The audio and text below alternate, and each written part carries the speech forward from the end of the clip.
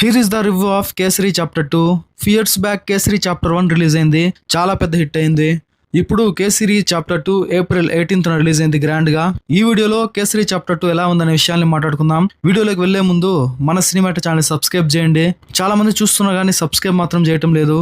Everyday కూడా movie information videos, movie reviews, OTT updates clear cut గా genuine గా మీకు ఎప్పటికప్పుడు మీ ముందుకు తెస్తూనే ఉంటా.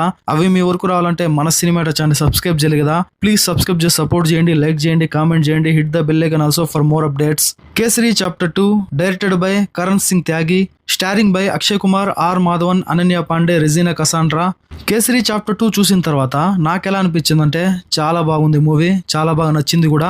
ఒక పర్ఫెక్ట్ మూవీ అని చెప్పొచ్చు. చరిత్రలోని ఒక కీలక ఘట్టాన్ని అద్భుతమైన కోర్ట్ రూమ్ డ్రామాగా దర్శకుడు చూపించిన విధానం చాలా వరకు పర్ఫెక్ట్ గా సెట్ అయింది. ఏదైతే స్టోరీ, దాని చుట్టూ అల్లుకున్న తీరు, క్యారెక్టర్స్ ని తీర్చిదిద్దిన విధానం, రాసుకున్న బలమైన సంభాషణలు అన్నీ కూడా చూసే ఆడియన్స్ ని ఖచ్చితంగా అలరిస్తాయి. 1919లో జరుగుతుంది స్టోరీ. దాని చుట్టూ ఉన్న వాతావరణాన్ని కళ్ళకు కట్టేలా చూపించడంలో చాలా బాగా పర్ఫెక్ట్ గా విజయం సాధించాలని చెప్పాలి. బేసిక్ గా కేసరి చాప్టర్ 1 కి కేసరి చాప్టర్ 2 కి సంబంధం ఉండదు. ఆ స్టోరీ వేరే, ఈ స్టోరీ వేరే అన్నమాట. కేసరి చాప్టర్ 2 స్టోరీ ఏంటనేది సింపుల్ గా చెప్పేస్తాను. భారత చరిత్రలో జలియన్ వాలా బాగ్ మరణకాండ 1919లో జరిగింది. ఇది ఒక దారుణమైన ఉదంతం, ఒక దారుణమైన ఘటన అన్నమాట. చిన్నప్పుడు మన స్టడీస్ లో కూడా చదువుకుంటాం. దీని కారకుడు అప్పటి పంజాబ్ జనరల్ మైకేల్ ఓడోయర్. ఇతడు ఒక బ్రిటిష్ సామ్రాజ్యవాద క్రూరత్వాన్ని నరనరాన నింపుకున్న నర్రూప రాక్షసుడు అన్నమాట. తన అధికార బలంతో ఈ ఘటన గురించి ఏ వార్తా పత్రికల్లో రాకుండా అప్పట్లో జాగ్రత్త పడతాడు. శంకరన్ నాయర్ ఇతను ఒక భారత న్యాయవాది. ఈ క్యారెక్టర్ అక్షయ్ కుమార్ గారు అయితే నటించారు.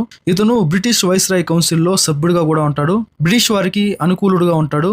మైకేల్ ఓడోయర్ ఏం చేస్తాడంటే ఈ శంకరన్ నాయర్ ని ఒక కమిషన్ ఏర్పాటు చేసి ఏదైతే ఈ జలియన్ వాలా బాగ్ చర్య ఉందో దానికి సమర్థించే విధంగా రిపోర్ట్ ఇవ్వాలని కోరతాడు. కానీ జలియన్ వాలా బాగ్ ఘటన వెనుక ఉన్న చేదు నిజాలు శంకరన్ నాయర్కి అర్థమవుతాయి. దీంతో తన ఉద్యోగానికి రాజీనామా చేసి యువ అడ్వకేట్ దిల్రీత్ సింగ్, అనన్య పాండేతో కలిసి జనరల్ డ్రాయర్ పై కేసు వేస్తాడు. దీంతో ఈ కేసులో మైకేల్ డ్రాయర్ తనని కాపాడుకునేందుకు మరొక న్యాయవాది మిక్కిన్లే అదే ఆర్ మాధవన్ ని రంగంలోకి దించుతాడు. మరి ఈ జలియన్ వాలా బాగ్ కేసులో శంకరన్ ఎలాంటి వాదనలు వినిపించాడు, మైకేల్ డ్రాయర్ చేసిన ఈ ఉదంతాన్ని బయట ప్రపంచానికి ఏ విధంగా సాక్ష్యాలతో సహా నిరూపించాడు అనేది స్టోరీ అన్నమాట.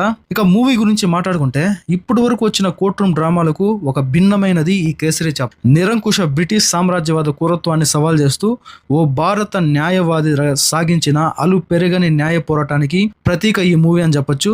భారత స్వాతంత్రోద్య చరిత్రను మలుపు తిప్పిన ఘటనల్లో శంకరన్ చేసిన పోరుకి ఎంతో ప్రాధాన్యత ఉంది. ఇది ఒక నిజ జీవిత ఆధారంగా తీసిన మూవీ అన్నమాట. నిజం చెప్పాలంటే భారత ప్రభుత్వమే అప్పుడు బ్రిటిష్ వారి చేతుల్లో ఉంది.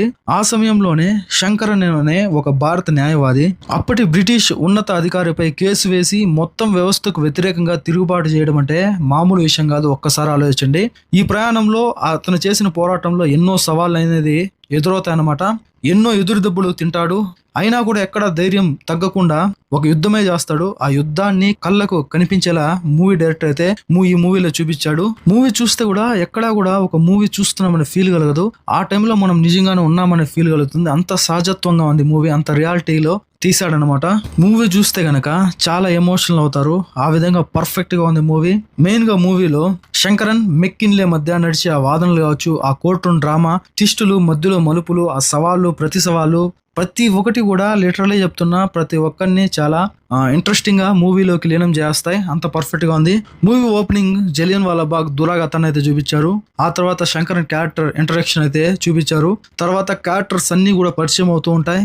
మెయిన్ గా ఏదైతే మైకేల్ డ్రాయర్ చేసిన ఆ మరణకాండ ఉందో ఆ బ్రిటిష్ వారి ఆ కర్కసత్వాన్ని అంటే ఆ దురాఘాతాన్ని ప్రపంచానికి తెలియజేయాలని చెప్పిందే శంకరన్ పోరుకు సిద్ధమైన తర్వాత, అంటే అతని పైన కేసు వేసిన తర్వాత స్టోరీ అనేది చాలా ఫాస్ట్ గా మూవ్ ఆన్ అవుతుంటది. చాలా రసవత్తరంగా మారుతుంది. దాని తర్వాత కోర్టులో ఈ విషయం అదే ఈ దురాఘాతం గురించి వాదనలు స్టార్ట్ అయినప్పటి నుండి కూడా ఒక్కసారిగా ఫిఫ్త్ గేర్ లో అయితే మూవీ స్టోరీ అయితే పరిగెత్తుందన్నమాట.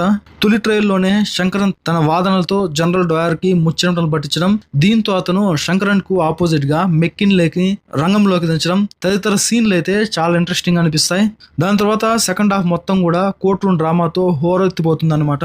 ప్రీ క్లైమాక్స్ లో శంకరన్ ను ప్రపంచం ముందు ఒక ద్రోహిగా నిలబెట్టి అవమానపరిచేందుకు ప్లాన్ చేస్తారు మెక్కిన్లే డ్రాయర్ ఇద్దరు కలిసి. కానీ దాన్ని శంకరన్ తిప్పి కొడతానమాట. ఆ సీన్ అయితే మూవీకి హైలైట్ అని చెప్పొచ్చు. మెయిన్ గా క్లైమాక్స్ లో వరల్డ్ మీడియా సమక్షంలో బార్ కౌన్సిల్ లో శంకరన్ నిర్మించే సుదీర్ఘ వాదన. ఈ క్రమంలో ఆ సాక్ష్యాలు సహా డ్రాయర్ ను బ్రిటిష్ న్యాయ వ్యవస్థను దోషంగా నిలబెట్టే తీరు ప్రేక్షకుల్లో ఖచ్చితంగా దేశభక్తిని రగిలిస్తాయి. మూవీ అయితే చాలా పర్ఫెక్ట్ గా ఉంది. ఇక మైనస్ నాకు అనిపించింది, ఫస్ట్ హాఫ్ లో కొద్దిగా లాగ్ అనిపిస్తుంది. అది పెద్ద మైనస్ గా అనిపించదు, అది లెక్కలేక రాదనమాట.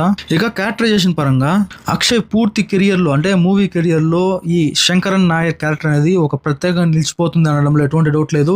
ఆ విధంగా యాక్టింగ్ అయితే చూపించాడు. ఆ క్యారెక్టర్ లో తను ఏదైతే ఆ యాక్టింగ్ చేసిన తీరు కావచ్చు, ఆ ఎమోషనల్ సీన్స్ లో తన నటన కావచ్చు, ప్రతి ఒక్కరిని కట్టపడేసే విధంగా ఉంటది. ఇక మెక్కిన్లేగా మాధవన్ కనిపించిన విధానం, అక్షయ్ తో పోటాపోటీగా నటించిన తీరు ప్రతి ఒక్కరిని మెప్పిస్తాయి. ఇక అక్షయ్ ను వెనుక నుండి నడిపించే వ్యక్తిగా ఒక సపోర్ట్ రోల్ లో అనన్య పాండే అయితే చాలా పర్ఫెక్ట్ గా సెట్ అయింది. జనరల్ డ్రాయర్ క్యారెక్టర్ లో మార్క్ బెన్నింగ్టన్ అందరినీ భయపడతాడు, చాలా పర్ఫెక్ట్ గా కుదిరాడు. ఇక మిగిలిన క్యారెక్టర్స్ అన్ని కూడా ప్రతి ఒక్కరిని ఇంప్రెస్ చేసే విధంగా ఉంటాయి. ఈ మూవీకి నా రేటింగ్ వచ్చేసి 3.25/5. మీరు ఆల్రెడీ కనుక ఈ కేసరి చాప్టర్ 2 మూవీ చూస్తుంటే మీకు అనిపించిందో కామెంట్ సెక్షన్ లో కామెంట్ చేయండి. ఫ్యామిలీతో కలిసి చాలా చక్కగా చూసేయచ్చు. ప్రతి ఒక్కరు చూడాల్సిన మూవీ కూడా. నెక్స్ట్ వీడియోతో మళ్ళీ కలుద్దాం. అప్పటి వరకు stay tune. Please subscribe and support. Thanks for watching.